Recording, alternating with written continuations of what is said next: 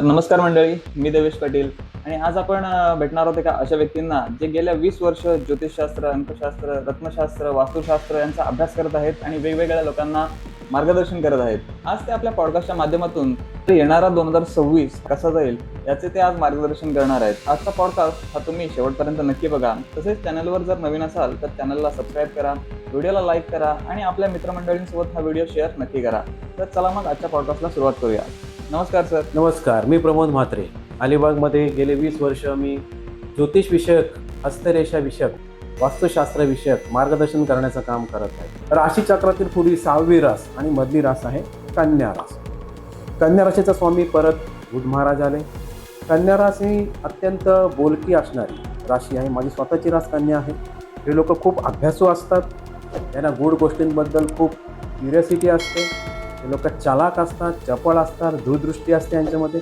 अत्यंत व्यवहार चाणक्य असतात आणि थोडंफार पैसे बचत करण्याकडे, कंजूसी करण्याकडे यांचा कल असतो. परंतु जेव्हा यांची आर्थिक परिस्थिती सुधारते तेव्हा मात्र हे दिलदारपणे खर्च करू शकतात. कन्या रास भित्री असणारी ही रास आहे. शक्यतो भानगडी मिटवण्याकडे यांचा कल असतो. कोणत्या अध्यात्म मध्यात असतात. यांच्याकडे कोण सल्ला मागायला आला तर हे अचूक सल्ला देऊ शकतात आणि त्यांचा सल्ला जो असतो हा परफेक्ट समोरच्याला लाभ पडतो. त्या सल्ल्यानुसार जर कोणी व्यक्ती वागली. आणि कन्या राशीचा हा एक मोठा रेप्युटेशन असतं समाजामध्ये की त्यांच्याबद्दल लोकांना माहीत असतं की ह्या माणसाकडे गेलं तर निश्चितच आपल्याला मार्गदर्शन मिळेल, उपाय मिळेल, गायडन्स मिळेल, मदत मिळेल, नाही ॲक्युरेट मिळेल, असा लोकांचा कन्या राशीवर विश्वास असतो.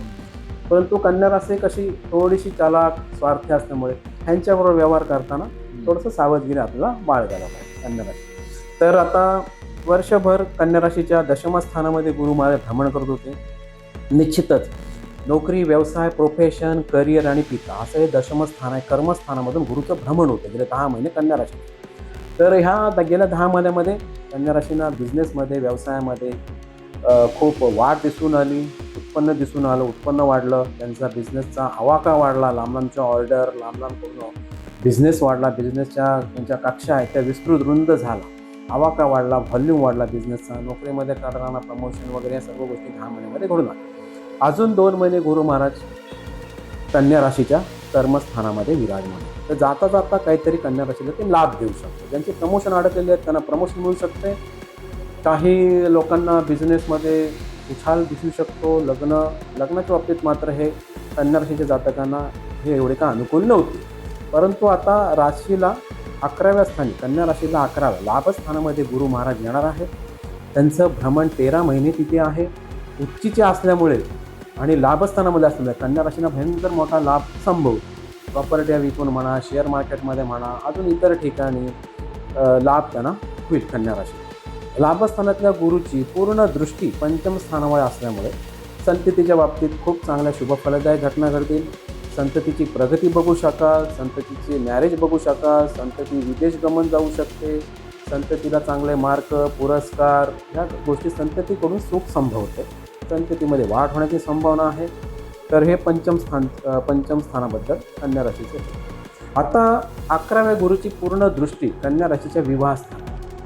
तर विवाह तर होणारच आणि ते पण गुरु महाराज उच्चीचा असल्यामुळे जे काही वधूवर रखडलेले आहेत, अगदी 45, 50, 55च्या पुढे पण जे लोक आता रखडलेले आहेत त्यांचं सुद्धा या जो गुरु महाराज कर्क राशीचं भ्रमण करत आहे त्या भ्रमण कालावधीमध्ये अशा अडकलेल्या, रंजले गांजलेल्या लोकांचे सुद्धा विवाह संभवतात. इव्हन जे लोक हँडिकॅप आहेत त्यांना सुद्धा त्यांच्या पद्धतीने जोडीदार मिळून त्यांचा सुद्धा संसार गुरु महाराज या वर्षभरामध्ये मार्गी लावतात. अतिशय सुंदर भ्रमण आणि काळ कन्या राशीला आहे पुढचे जवळपास 15 महिने.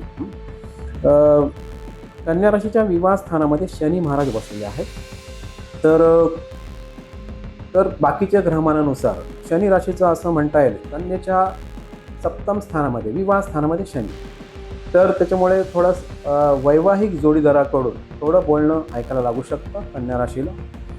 थोडेसे वादविवाद, मतभेद होऊ शकतात, अबोला होऊ शकतो. आता इतरत्र ह्या गोष्टींबद्दल इतर ग्रहमान पण तसं त्याला कारणीभूत असते. ते शनी महाराज काही नसतात आणि वर्तमान काळातली कर्मसुद्धा या गोष्टीला कारणीभूत असतात. तर एकंदरीत कन्या राशी ही या पूर्ण आता वर्षभरामध्ये खूपच पॉवरफुल आहे. 12 राशींमध्ये पुढचे 13, 14, 15 महिने अतिशय फास्ट त्यांची प्रगती होणार आहे. बरीच लांबची मजल हे कन्या राशीचे जातक पुढच्या 13-15 महिन्यामध्ये मारणार आहे.